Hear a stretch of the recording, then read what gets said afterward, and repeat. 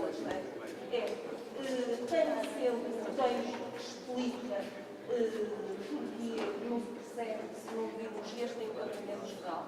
Enquadramento, digamos, cada vez reconstruir, por exemplo, os senhores veem aqui constantemente as referências às areias da Gafanha, à zona da Gafanha, digamos, àquilo que foram, isto é uma cópia, mais uma vez, uma cópia de 1890, de um mapa de 1778. E porquê é que ele foi feito? Porque era preciso. Tem-se feito nas outras também lá com Sinos. Nas outras não era, de ver na Espanha. Não, mesmo nas voltinhas. Mas cada uma delas herda os contributos anteriores. E, portanto, foi preciso ter essa noção, porque ela vai aparecendo, por exemplo, aqui já é a Junta Administrativa das Obras da Ria da Aveiro, mas isto sofreu várias alterações. E aqui, cá temos nós o estudo, o projeto de organização dos termos ao modo ou do projeto. Estas manipulações. E aqui sempre a questão da articulação dos meios de produção. Há projetos, há projetos, há muitas formas de acompanhar. Bom, continuamos por aqui fora, cá temos o vegetal. Este que me parece ser dos aspectos mais a tecnologia, os processos técnicos adotados, que curiosamente grande parte deles vigoraram até bem tarde, porque eram os mais económicos e até devo dizer mais. A certa altura, isso foi no livro sobre Porto de Aveiro que eu importante estudei, foi implementada uma grua. A grua veio porque era algo moderno, só que não se adaptava ao meio. E depois teve que ir para outro local. Este é o problema que o homem tem quando enseia modernizar-se, mas por vezes não verifica as condições geomorfológicas locais, os ventos, etc. Uma das figurinhas que aparecerá por aí é uma trave de madeira em cima dos carris com uma vela. Foi uma forma, um processo de transporte de pedra sobre carris. E foi uma das invenções de um dos engenheiros, do Silvério, o grande engenheiro Silvério Augusto, mais nomes, que já não me recordo agora o nome, são tantos, e que ele foi extraordinário, engenhosíssimo, um homem, vários homens espantosos, mas esse sem dúvida.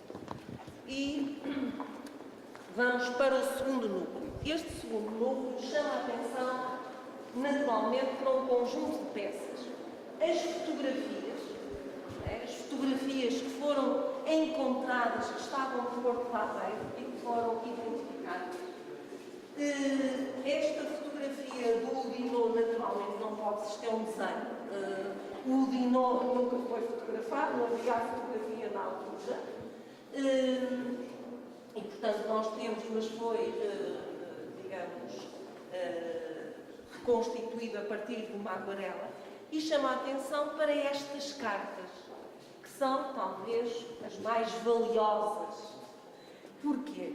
Porque elas marcam a correspondência travada pelo Luís Gomes de Carvalho, que era o genro do Udinot, com os reis que estavam no Brasil, em que ele dá os bons resultados da abertura da barra. Esta carta, e como veem, como é que era o processo de comunicação? Isto fechava-se em 4 partes, com digamos, o lacre, e depois é aqui que ele diz que hoje é o segundo dia da criação. O segundo dia da criação, tal e qual na Bíblia, o segundo dia é quando as águas se abrem. Portanto, ele não diz só porque é o segundo dia em relação ao primeiro dia de criação. Aquele era um homem que sabia da Bíblia. E, portanto, estes homens escreviam com a linguagem da época, dando a grande novidade. É evidente que ele tinha um objetivo. O dinheiro não vinha, ele não era pago, queria subir na sua folha de serviços, envolveu-se nas guerras, digamos, das invasões francesas e tinha um grave problema, não é? Estes são os problemas candentes e, delicadamente, era uma forma de lembrar. Como depois o provedor, que também estava à frente do cofre, também lembrava que tinha sido um bom sucesso, e depois vai ser premiado mais à frente, sobe um bocadinho o escalão. Portanto, isto mas era a forma, evidentemente, que isto era fundamental. Este núcleo é interessante por isso, por serem originais. Atenção, que estavam religiosamente guardados durante 2 vidas. E depois temos novamente aquarelas que nos falam das evoluções. Por exemplo, este é muito interessante, que é sistematicamente, em meses consecutivos, como é, e isto percebe-se, como era tão difícil. Um dos problemas mesmo é que a tecnologia não tinha capacidade de resposta, como uma barra que era tão difícil. Portanto, quando em 1808, efetivamente, se fixou a barra e fixou-se tal e qual connosco, foi uma vitória extraordinária. Mesmo passados uns meses já estivesse lá outra vez areia. Mas, em definitivo, nunca mais ficou. Agora, é evidente que quando se cria barcos com um calado cada vez maior, havia ali um problema. E essa era a etapa a seguir. Mas não podemos estar à espera, segundo a tecnologia da época, que se resolvesse rapidamente o problema. Bom, cá temos nós, por exemplo, o Dique da Gafanha, né? Estamos aqui, uma aguarela, mais uma vez, 1889. Neste período, curiosamente, a administração é da circunscrição hidráulica de Coimbra, por pouco tempo, e eu soube agora que há lá documentação. Tenho que saber onde é que ela está, porque essas coisas não podem ficar dispersas. Mais uma vez.